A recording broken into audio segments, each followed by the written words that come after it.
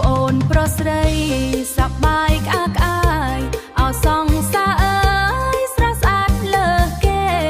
អោឆ្នាំថ្មីអើយសប្បាយម្លេះទេត្រឡប់មកស្មីអើយសប្បាយម្លេះទេ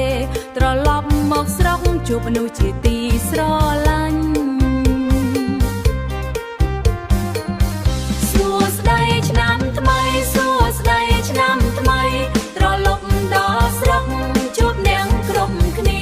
អពុកម៉ែអើយកូនមកដល់ហើយបងប្អូនយាយតា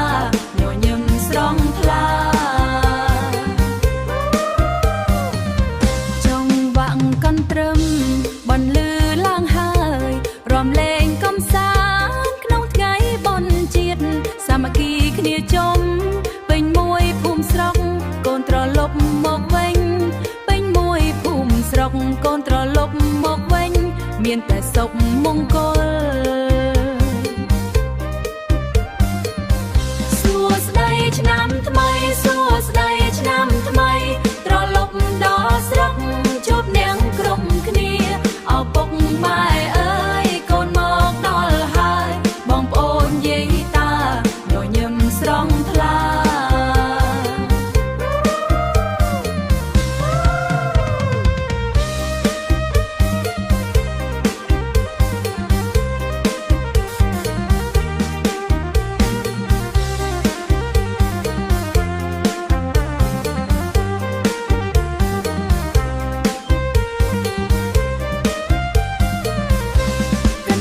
ឆ្នាំថ្មី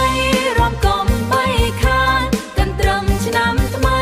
រំកំបីខានកន្ទ្រឹមឆ្នាំថ្មីរំកំបីខានកន្ទ្រឹមឆ្នាំថ្មីរំកំសបីខា